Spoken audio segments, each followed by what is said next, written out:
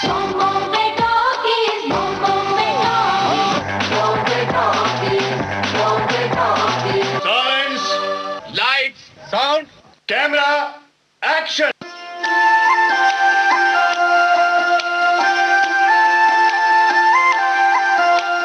श्रोताओं नमस्कार। बॉम्बे टॉकीज में लीजिए सुनिए पटकथा लेखक और निर्देशक शैलेश वर्मा से रेणु चतुर्वेदी की बातचीत का दूसरा भाग।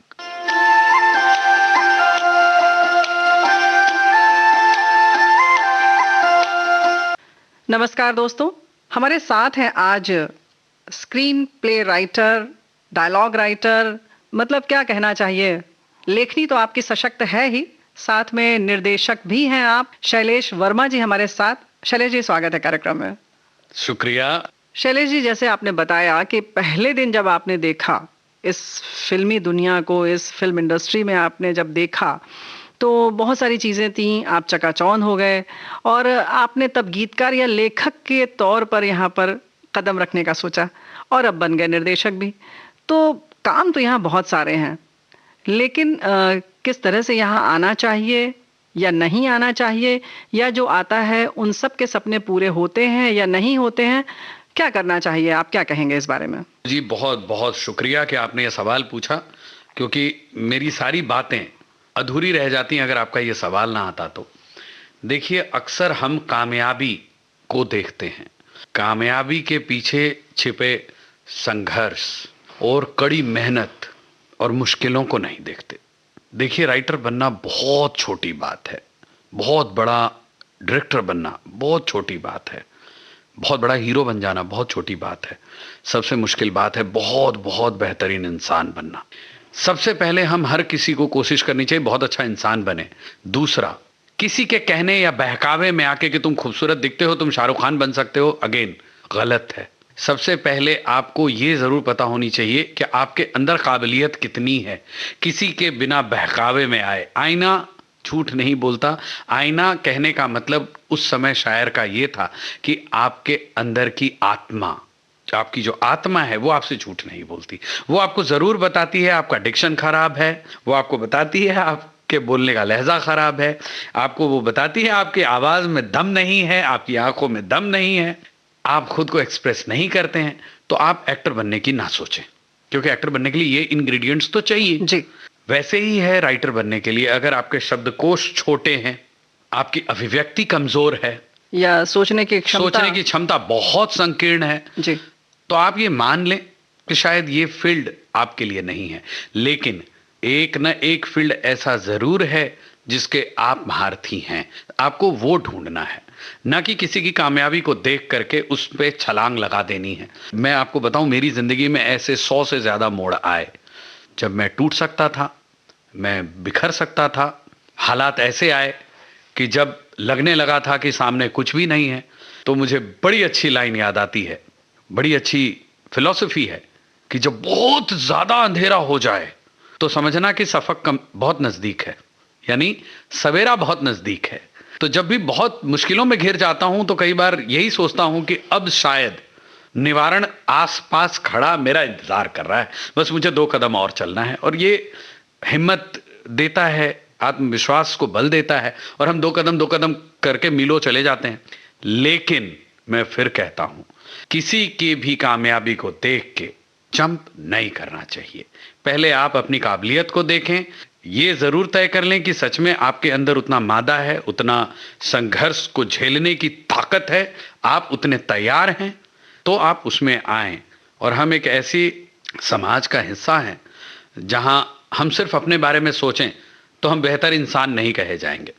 हमें हर हाल में अपने माता पिता, भाई बहन, अपनी रिस्पॉन्सिबिलिटीज़, अपनी ड्यूटीज़ के बारे में सोचना चाहिए। उनको दरकिनार करके सिर्फ अपने सपनों को चेज़ करना भी बहुत हद तक सही नहीं है। अपने सपनों को आप तभी चेज़ करें जब आप में वो यकीन हो कि ये सपना आप हासिल कर सकते हैं। पहले तो यानी आपको अंदर से वो आवाज़ आनी चाहिए, वो काबिलियत की आवाज़। और यकीन मानिए, अगर आपके अंदर से वो आवाज़ आएगी तो आपके परिजन आपके संबंधी सब आपको आपसे ज्यादा सपोर्ट करने लगते हैं। यानी कि अपने अंदर की आवाज को समझना सुनना ही सबसे बड़ी काबिलियत है, और अगर वो मिल गई, उसका आकलन करना, हाँ वो कि मिल आप गई वो अगर आपको, जी। तो फिर तो कहीं फिर प्रश्न चिन्ह आपको नहीं सब, लगता। आपको हर कोई सपोर्ट करेगा। चाहे आपको मैं बता दूं, आपके पिता पूरी जिंदगी सोचते रहे हैं कि भाई आप एक डॉक्टर बनेंगे, और आप ऑल ऑफ सडन एक दिन बोले नहीं मैं तो पेंटर बनूंगा। अगर सच में आपके उस फैसले में सच्चाई है और सच में आप में वो काबिलियत है, और आप हुसैन साहब को न देख करके खुद एक हुसैन साहब बनना चाहते हैं या राजा रवि वर्मा बनना चाहते हैं, तो आपको फिर कोई रोक नहीं सकता। फिर पूरी कायनात आपको वो बनाने में लग जाएगी। बिल्कुल सही बात है। शैलेश जी, हमें लगता है कि एक गीत यहाँ पर सुन लेना चाहिए। जी, मुझे ये गाना बहुत पसंद है, पहले बहुत सुनता था मैं। आपका मुस्कुराना गजब ढा गया, हाल क्या है दिलों का न पूछो सनम, हाल क्या है दिलों का न पूछो सनम, आपका मुस्कुराना गजब ढा गया, हाल क्या है दिलों का न पूछो सनम, आपका मुस्कुराना गजब ढा गया, एक तो महफिल तुम्हारी हंसी कम न थी, एक तो महफिल तुम्हारी हंसी कम न थी, उस पे मेरा तराना गजब ढा गया, एक तो महफिल तुम्हारी हंसी कम न थी, उस पे मेरा तराना गजब ढा गया, हाल क्या है दिलों का न पूछो सनम।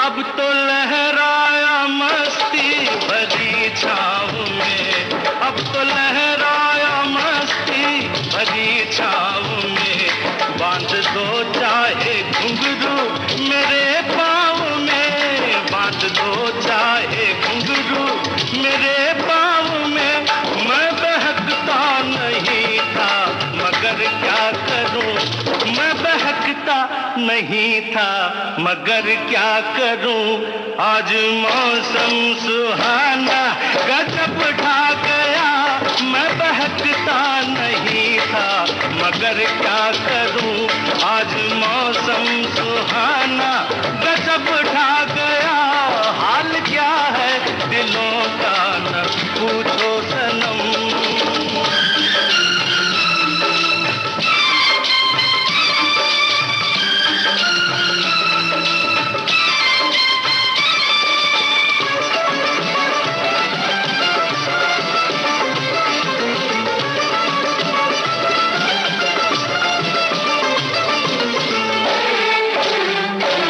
हर नजर उठ रही है तुम्हारी तरफ, हर नजर उठ रही है, नजर उठ रही है, हर नजर उठ रही है तुम्हारी तरफ, और तुम्हारी नजर है हमारी तरफ, और तुम्हारी नजर है हमारी तरफ, आँख उठाना तुम्हारा तो फिर ठीक था, आँख उठाना तुम्हारा तो फिर ठीक था, आँख उठाकर झुकाना गजब ढा गया, आँख उठाना तुम्हारा तो फिर ठीक था, आँख उठाकर झुकाना गजब ढा गया, हाल क्या है दिलों का न पूछो सनम।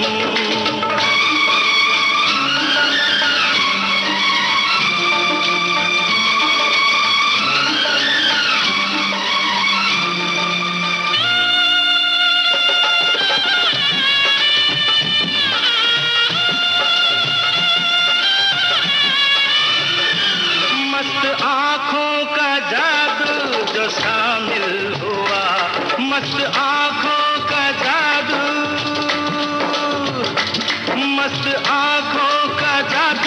मस्त आंखों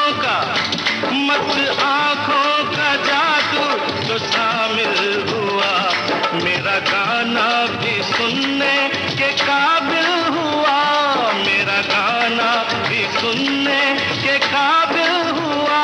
जिसको देखो वही आज बेहोश है, जिसको देखो वही आज बेहोश है। आज तो मैं दीवाना गजब ढा गया, जिसको देखो वही आज बेहोश है। आज तो मैं दीवाना गजब ढा गया, एक तो महफिल तुम्हारी हंसी कम न थी, उससे मेरा तराना गजब ढा गया। हाल क्या है दिलों का न पूछो सनम।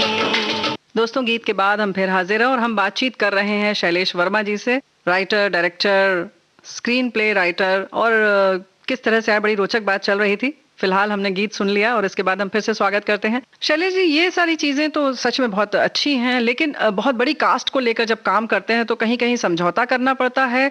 किस तरह से निभा पाते हैं, या किस तरह से पूरे कास्ट क्रू को लेकर चलते हैं और कैसे काम कर पाते हैं? मतलब मुश्किल काम है ये, एज डायरेक्टर बात हो गई, लेकिन वहीं अगर आपके सबसे बड़ी, अगर हम शायद जिसमें सबसे ज्यादा अभी तक कास्ट रही है वो है फिल्म वीर जी, तो उसमें क्या दिक्कतें आई? देखिए मैं बताऊं, अब दिक्कतें तो नजरिया है देखने का जी, दिक्कतें तो कोई नहीं होगी, फिर भी कह देंगे आपको कोई दिक्कत नहीं आई। जी कोई दिक्कत नहीं है। मैं फिर वही बात में आता हूँ, मुश्किलों को मुसीबत बनने नहीं देता मैं, मुश्किलों को हल करने की कोशिश करता हूँ। मुश्किलें आई तो व्यवहारिक रूप से थोड़ी बहुत। बताइए ना, जैसे क्या आई और आपने कैसे हल कर लिया? जैसे हमारे लिए सबसे बड़ी चुनौती थी जी। कि वीर एक बेसिकली नॉवेल पे बेस्ड फिल्म थी, जी, जो नॉवेल निकोलाई गुगुल ने लिखी थी बहुत साल पहले, I think more than 100 years ago. जी, That was about Russian Cossacks and Zaporozhye, you know, people. उस नॉवेल का टाइटल था टारस बुल्बा। उस पर हॉलीवुड में फिल्म भी बनी हुई थी काफी साल पहले, यूल बर्नर के साथ। यूल बर्नर और टोनी कर्टिस थे उसमें। तो हमें बनानी थी हिंदुस्तान में वो फिल्म।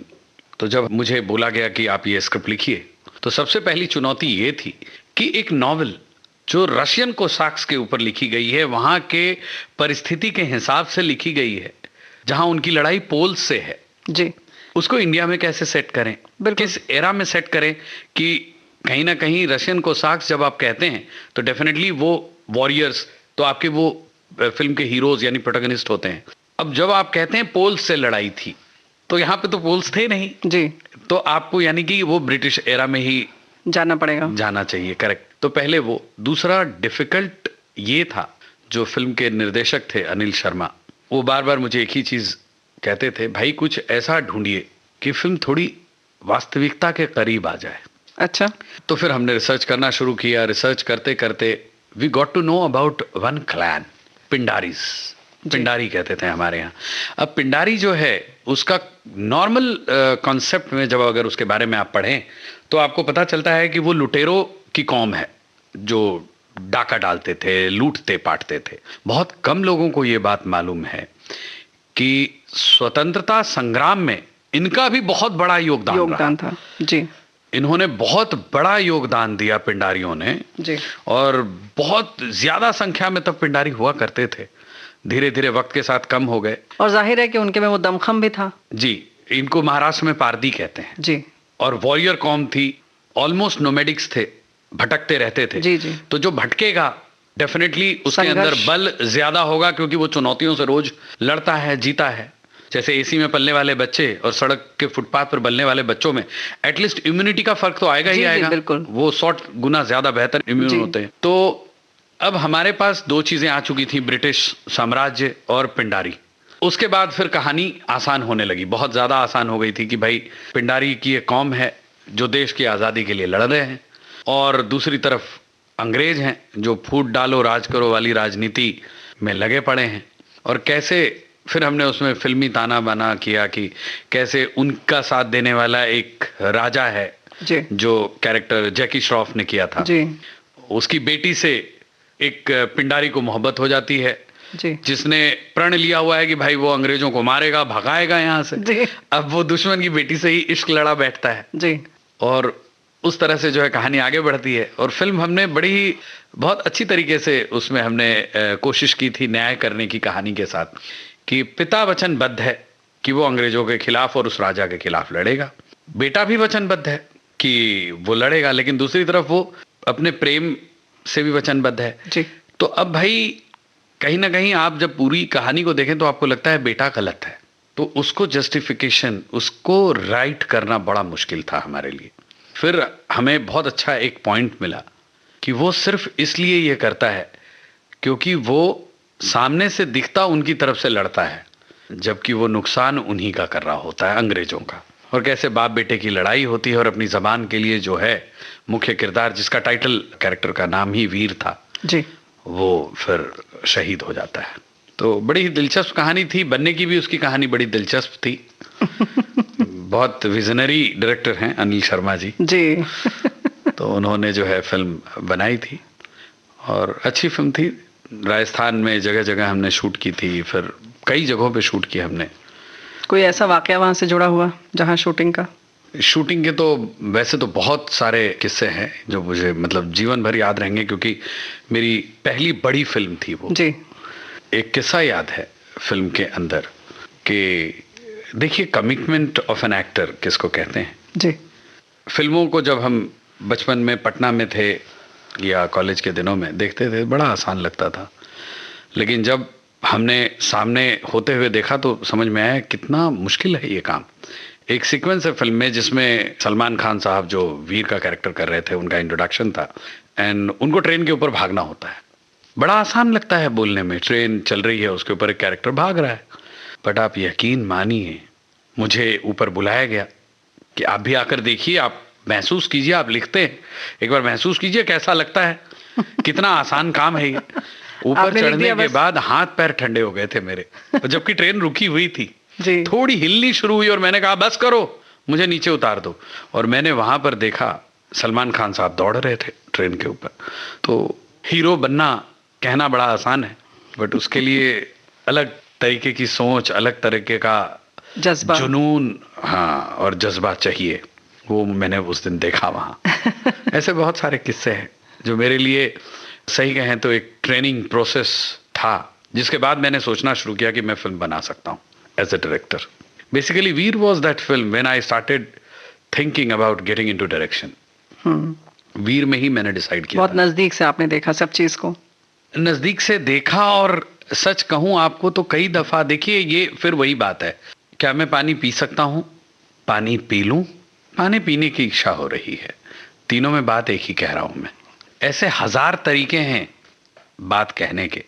मेरी एक सोच, जो कहानी कहने का एक तरीका, और जब मैंने फिल्म को अपने सामने शूट होते देखा, बहुत सारी फिल्में, बट उसमें से वीर का नाम लेता हूं, तो मुझे लगता था मैं भी शूट कर सकता हूं ये फिल्म, लेकिन किसी और तरीके से शायद करूंगा। वो तरीका शायद गलत भी हो सकता है, तरीका सही भी हो सकता है, कोशिश तो करनी ही चाहिए। Then I decided, then I wrote many films, but उसके बाद फिर मैं सीधा सोचने लगा नहीं, मैं फिल्म खुद बनाऊंगा और मैं देखूंगा मैं बना पाता हूं कि नहीं, क्योंकि मैंने फिर कहा मैं कोशिश करने से पीछे नहीं हटता। That's how I got into direction. बिल्कुल। और बहुत मजा आया बदलापुर बॉयज बनाते वक्त, बहुत मेहनत से और बड़ी सच्चाई के साथ मैंने कोशिश की फिल्म बनाने की। उसके क्या अनुभव आप अपने साझा करना चाहेंगे? देखिए, सबसे पहले तो बहुत जबरदस्त आत्मविश्वास बढ़ा जी। क्योंकि फिल्म को बहुत ज्यादा क्रिटिक्स ने सराहा, बहुत ज्यादा सराहा गया। जहां बड़ी बड़ी फिल्मों को 1-1.5 स्टार मिलते हैं, मुझे 3.5 स्टार लोगों ने दे दिए तब, जबकि मेरी पहली फिल्म और जो एक्टर था वो भी मलयालम इंडस्ट्री का हीरो था, उसका भी कोई ऐसा बेचारे का नाम नहीं था, निशान नानाइया नाम है उनका, बहुत उम्दा कलाकार हैं, FTI से हैं। सुभाष घई जी ने उस निशान को लॉन्च किया था and I think it was second film of his career in Hindi films. जी। उसके बाद 3.5 स्टार मिलना मतलब आप समझिए हमारे लिए ऐसा था कि हमने एक अच्छा काम किया है। जी। और आज मैं जब स्टार गोल्ड पे देखता हूं तो सप्ताह में 3 दिन मुझे मेरी फिल्म दिख जाती है। हॉट स्टार और स्टार गोल्ड पे मेरी फिल्म लगातार आती ही रहती है सप्ताह में 3-4 दफा। जैसा मैंने आपको बताया कि जब हम दूर से सिनेमा को देखते थे एज एन ऑडियंस, तो सब चीजें बड़ी आसान लगती थी, जब करीब आए तो बड़ी मुश्किल लगने लगी। शायद ऐसा ही कुछ मैं एंटिसिपेट कर रहा था when it came to direction, कि इधर आसान लग रहा है क्योंकि मैं राइटर की चेयर पे बैठा हूँ, जी। उधर बहुत मुश्किलें आएंगी, बट ट्रस्ट मी, जब मैं डायरेक्शन करने उतरा तो मुझे इतना आसान लगा जितना आसान जीवन में आज तक कुछ भी नहीं था। शैलेश जी, हमें लगता है कि एक गीत यहाँ पर सुन लेना चाहिए।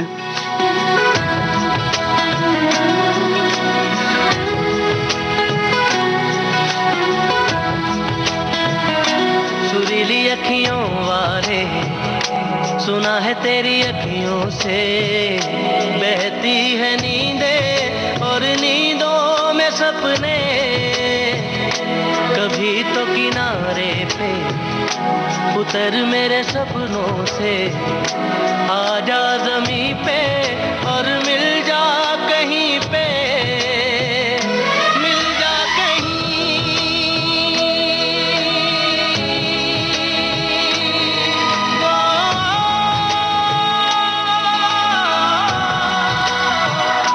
मिल जा कहीं, समय से परे, समय से परे, मिल जा कहीं, तू भी अखियों से कभी मेरी अखियों की सुन।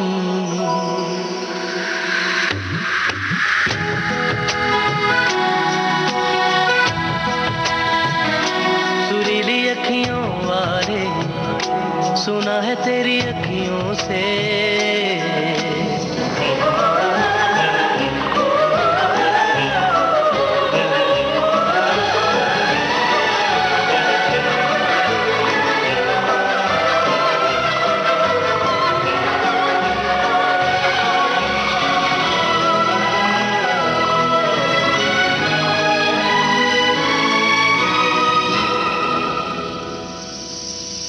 जाने तू कहाँ है, उड़ती हवा पे तेरे पैरों के निशान देखे,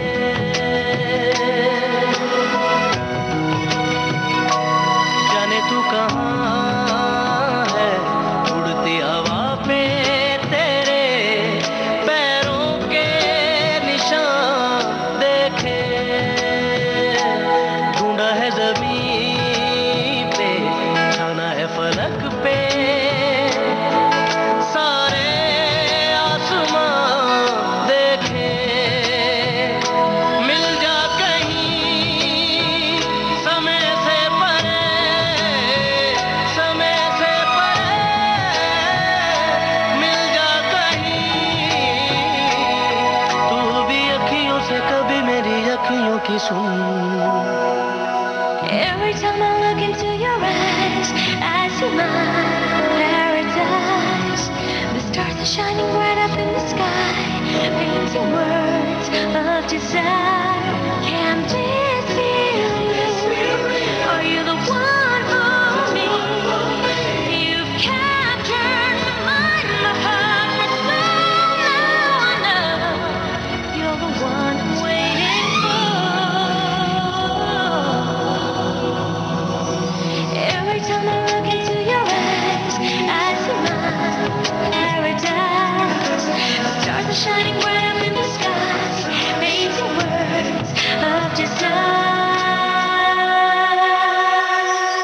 ओट में छुपके देख रहे थे, चांद के पीछे पीछे थे,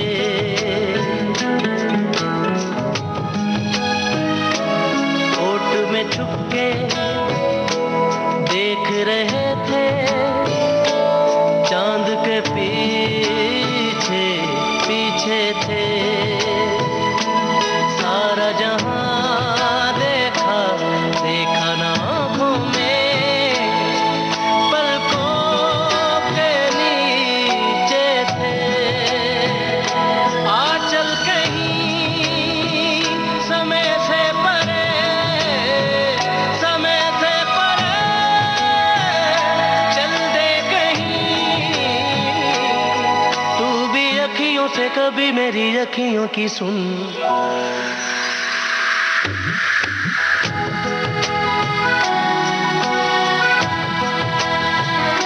सुरीली अखियों वाले, सुना है तेरी अखियों से सुरीली अखियों वाले सुना दे जरा अखियों से, सुरीली अखियों वाले सुना दे जरा अखियों से।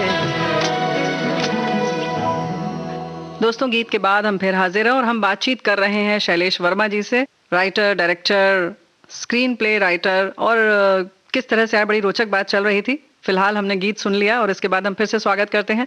शैलेश जी, कहीं ऐसा तो नहीं कि जब आप राइटर थे और आपने वीर में देखा तो आप एज डायरेक्टर देख रहे थे वहां अपने आप को? मे बी वहां आपकी ट्रेनिंग हो गई? बट ये सिर्फ वीर नहीं है, ऐसी बहुत सारी फिल्में थी जी, ऐसी बहुत सारी, या जो आप बचपन से भी जो कल्पना करते थे तो कहीं ना कहीं डायरेक्शन काम कर रहा था? जी, मुझे लगने लगा था कि नहीं, इसको ऐसे भी कर सकते थे जी।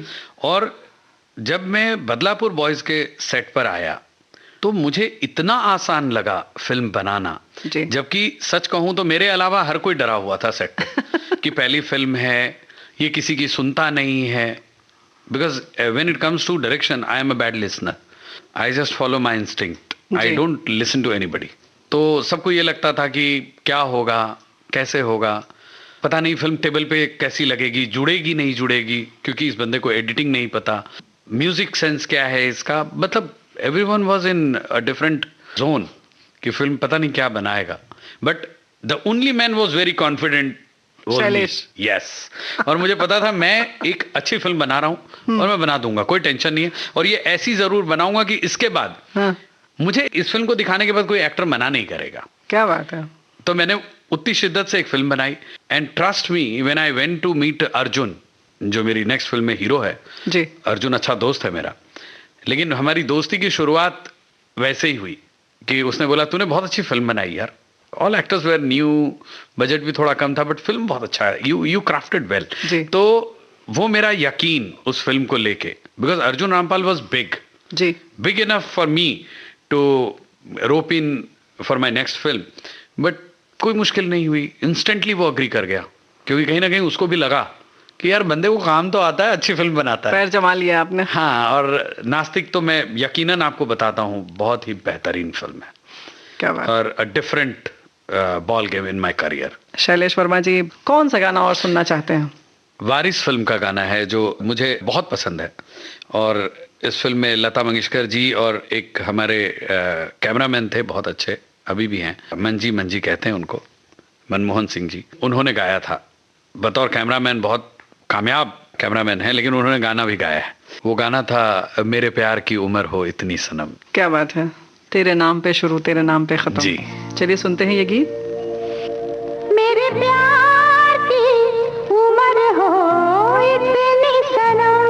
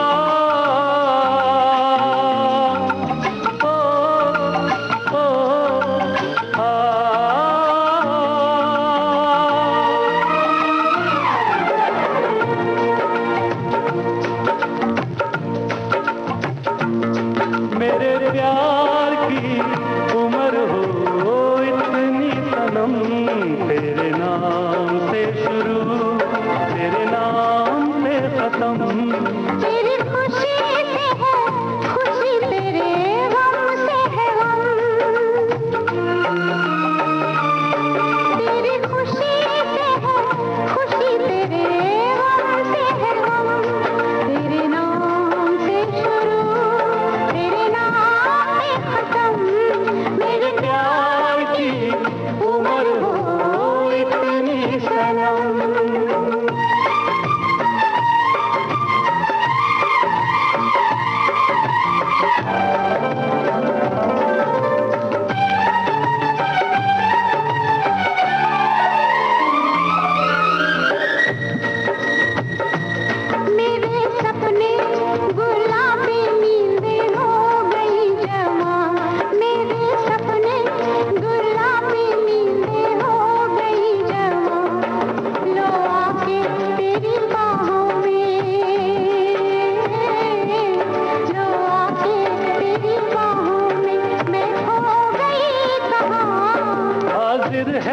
जान जाने मन जान की कसम, हाजिर है जान जाने मन जान की कसम, तेरे नाम से शुरू तेरे नाम पे खत्म। मेरे प्यार की उम्र हो इतनी सनम,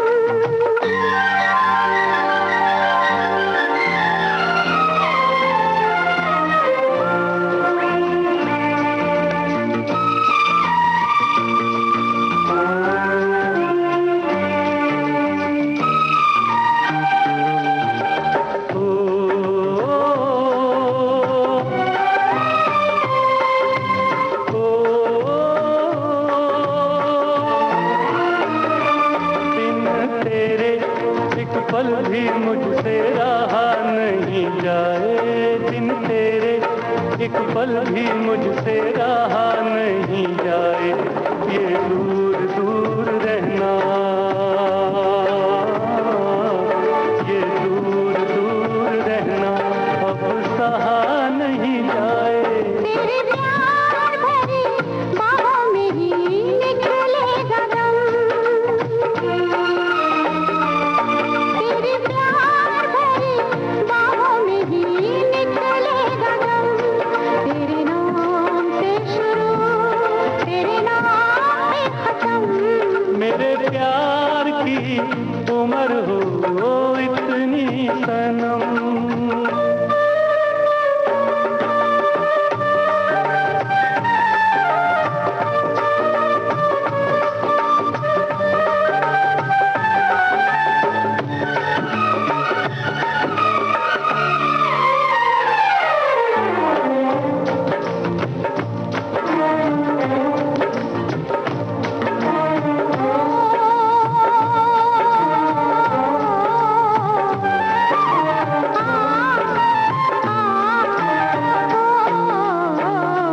एक छोटा सा घर हो रहे दोनों वहाँ, जहाँ प्यार से मिले ये धरती आसमां, एक छोटा सा घर हो,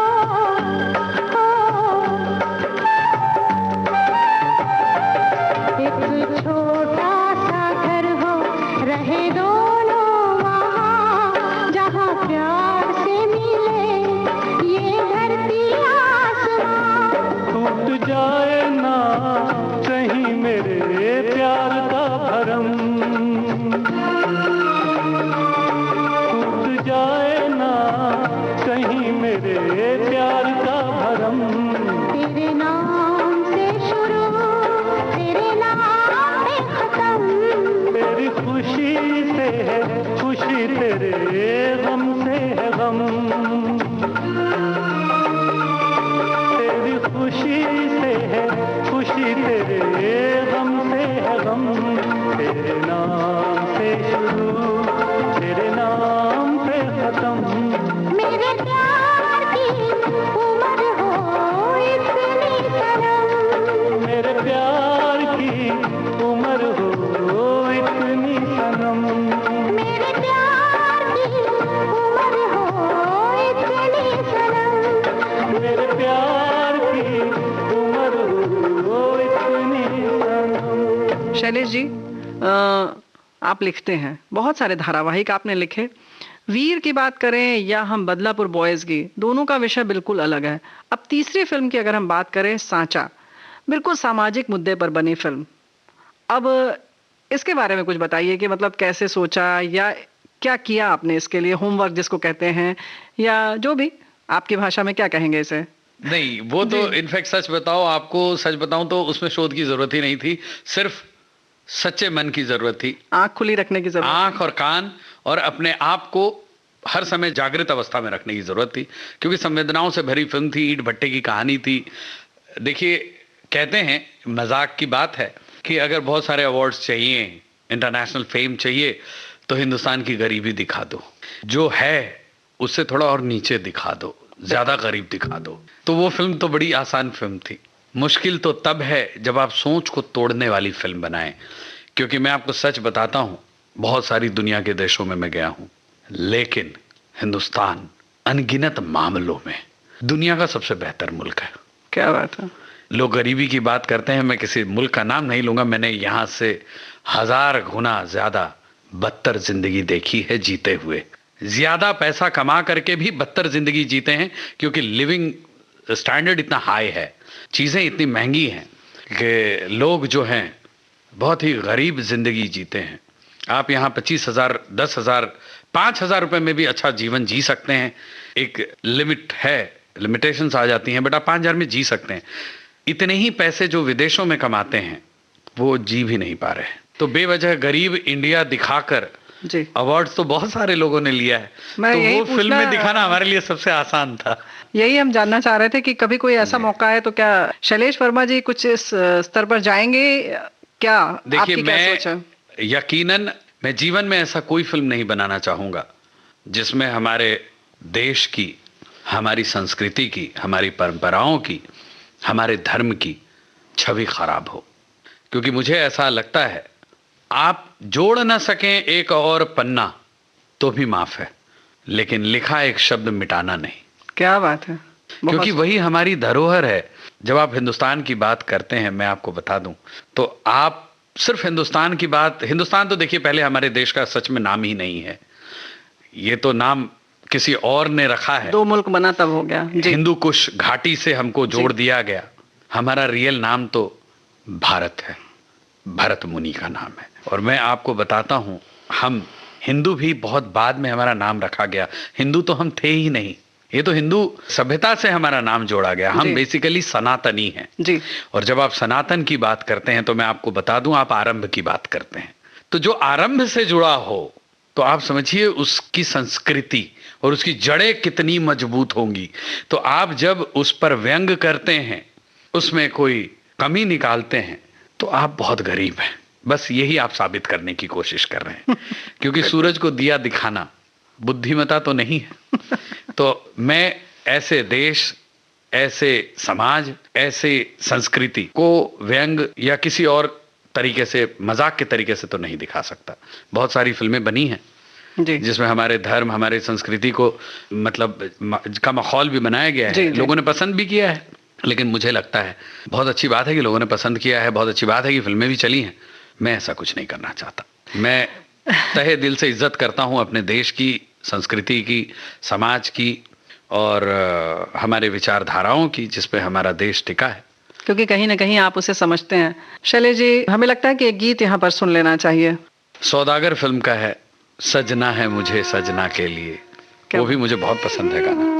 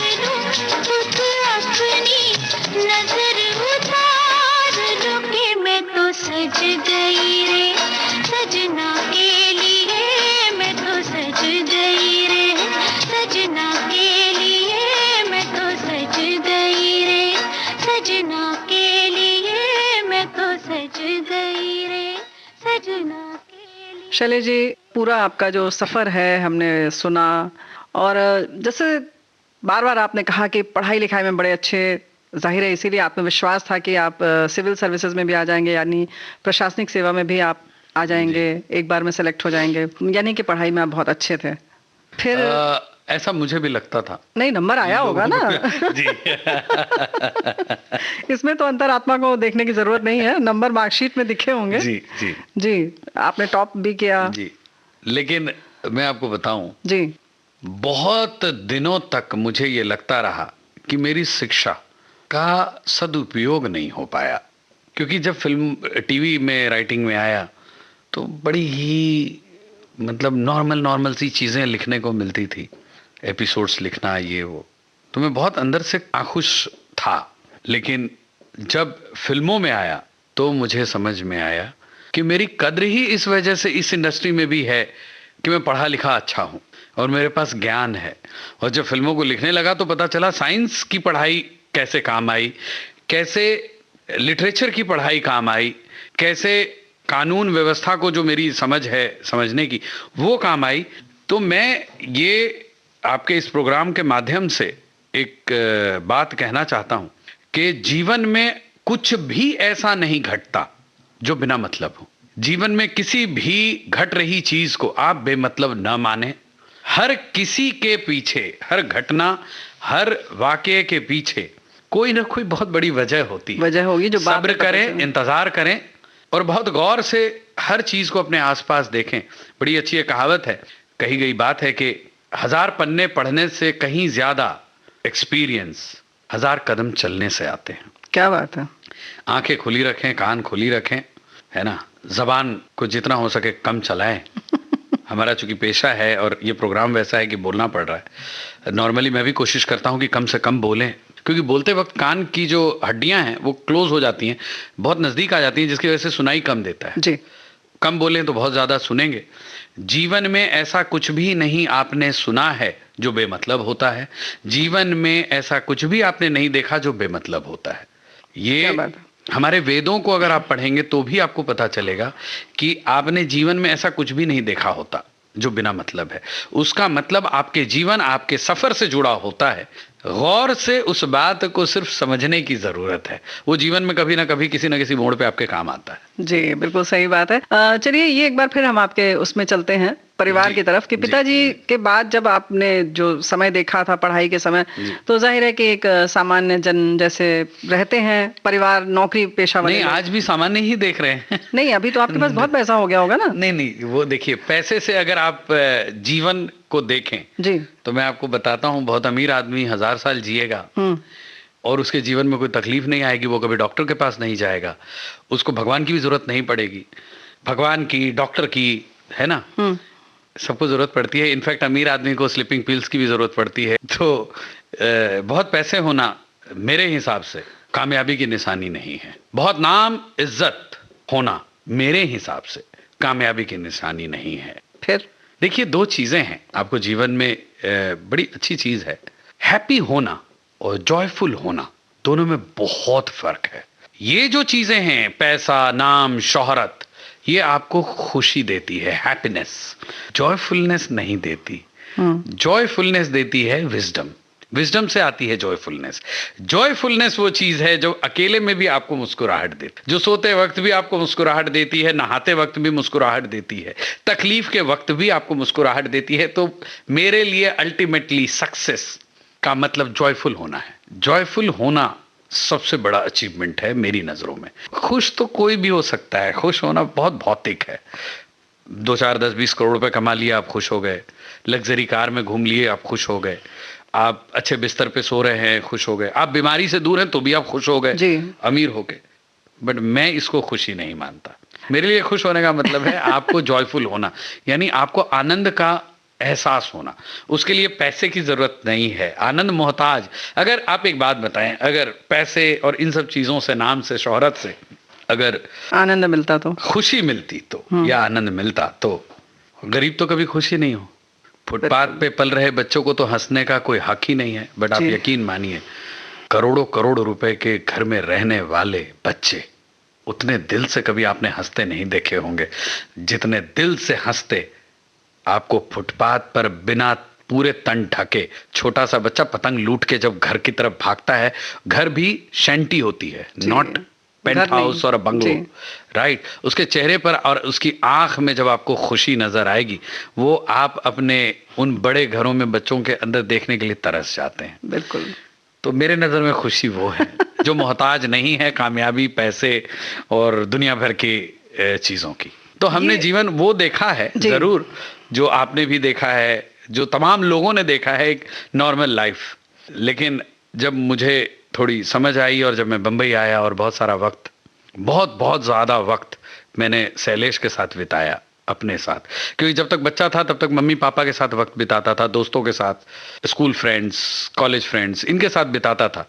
बंबई आने के बाद बड़ी अजीब सी चीज़ हुई, यहाँ पर कोई दोस्त नहीं था मेरा, फिर माता पिता नहीं थे, मैं किसी को जानता नहीं था। तो मेरे पास कुल मिला के एक ही रिश्ता बच गया था, शैलेश वर्मा से। तो बहुत ज़्यादा वक्त मैं उसके साथ बिताने लगा।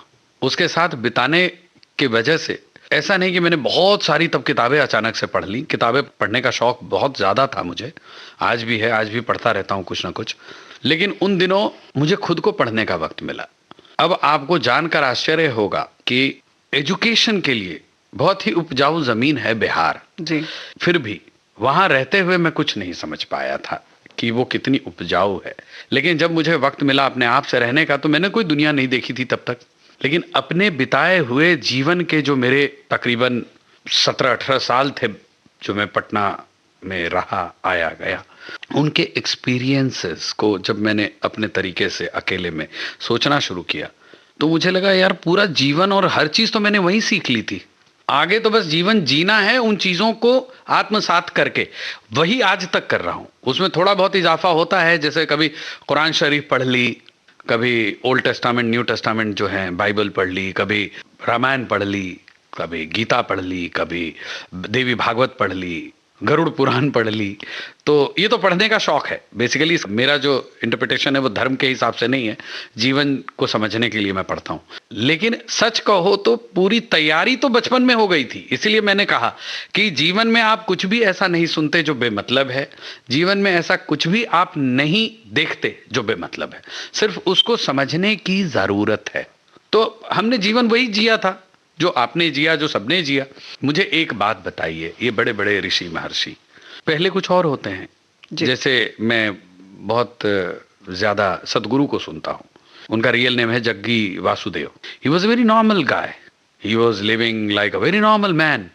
बट जब उनकी मुलाकात, उनका साक्षात्कार खुद से हुआ, जिसको आप स्पिरिचुअल तरीके से और तरह तरह के नाम दे सकते हैं, और उसके बाद उन्होंने स्पिरिचुअलिज्म का जो रास्ता अपनाया, आज उनको सुनते हुए मजा आता है जी। तो ये ज्ञान क्या उन्होंने किताबों से बटोरा है, गूगल से बटोरा है? नहीं, उन्होंने अपने जीवन को ही बहुत बेहतर तरीके से समझने की, अपने आसपास की दुनिया को समझने की कोशिश की है। पढ़ लिया सब कुछ, तो वो अच्छा बोलते हैं, अच्छा समझा पाते हैं। वो 100 हैं जी। हम 0.00001% है शायद, बट हम भी वही कर रहे हैं। आप सिर्फ अपने आसपास को गौर से देखिए, पॉजिटिव तरीके से देखिए, आपको खुद दिखेगा बहुत कुछ है इसमें।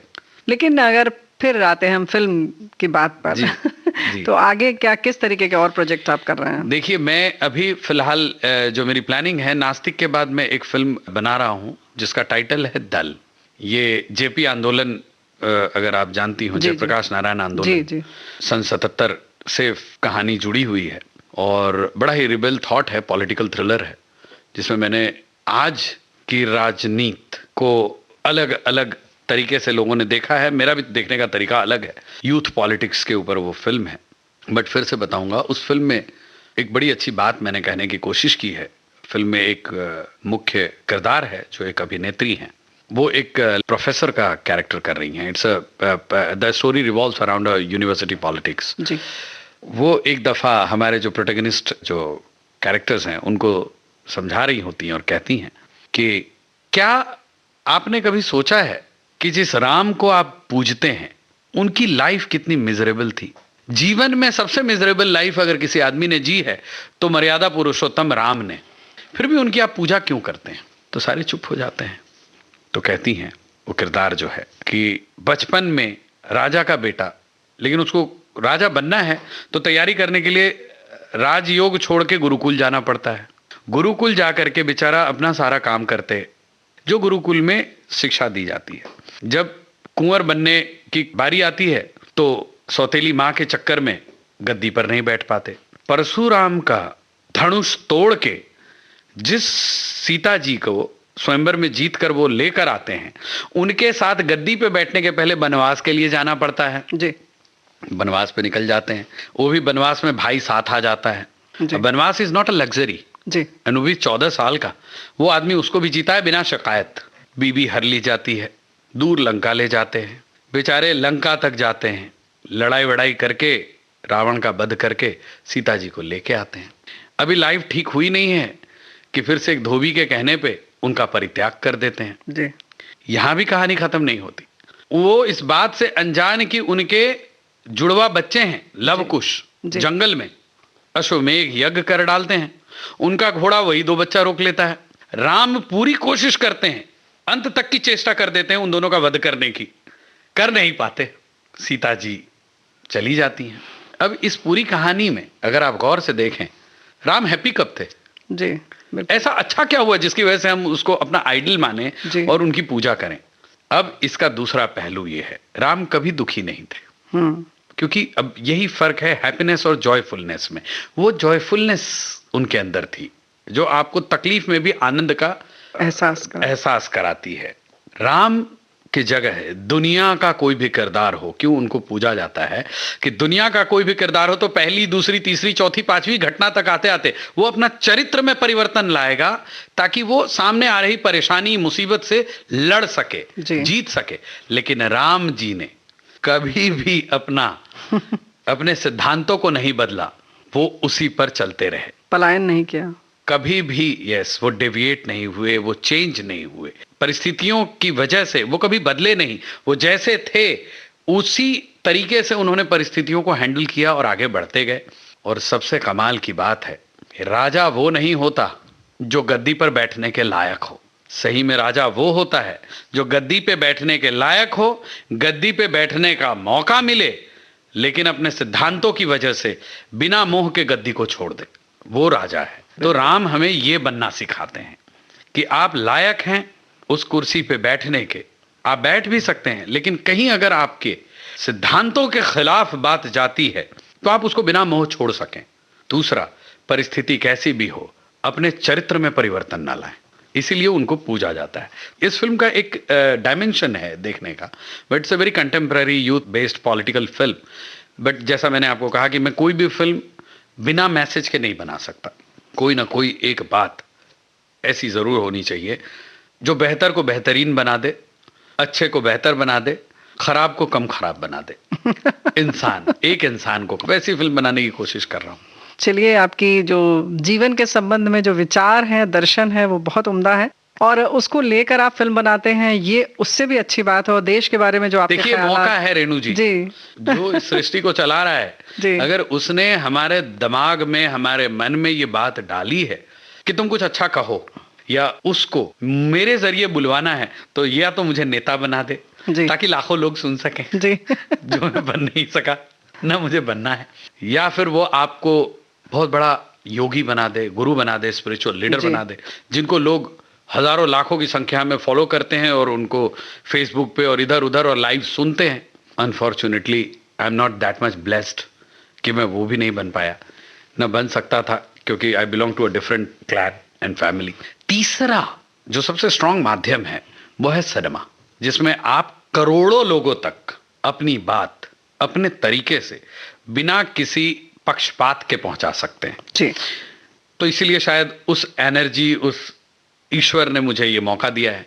अब अगर मैं ये ना करके सिर्फ ऐसी फिल्में बनाने लगूं जिसमें पैसे आ जाएं, पैसे आ जाएं, पैसे आ जाएं तो मुझे लगता है फिर वापस वही है कि परिभाषा हैप्पीनेस की मेरे लिए कुछ और है, और मेरे लिए achievement is not happiness, is joyfulness. तो मैं उसको चेज कर रहा हूं, इसलिए मैं अपनी बात तो कहता रहता हूं। क्या बात है। चलिए, तो फिर बातें तो वैसे बहुत सारी हैं, लेकिन फिर भी यहाँ विराम देते हैं जरूर, और फिर मौका मिलेगा तो फिर लंबी एक बातचीत करेंगे आपसे। शैलेश वर्मा जी, बहुत बहुत धन्यवाद। थैंक यू, शुक्रिया।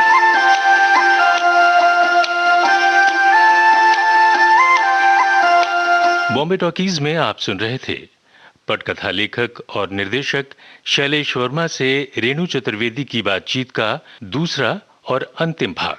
तकनीकी सहयोग था विनायक तलवलकर का। विविध भारती की ओर से इस कार्यक्रम को प्रस्तुत किया जुबैर खान ने। डिजिटल अपना बॉम्बे टॉकीज, पिक्चर ही कल्चर है अपना बॉम्बे टॉकीज। रॉकिंग है, रोलिंग है अपना बॉम्बे टॉकीज।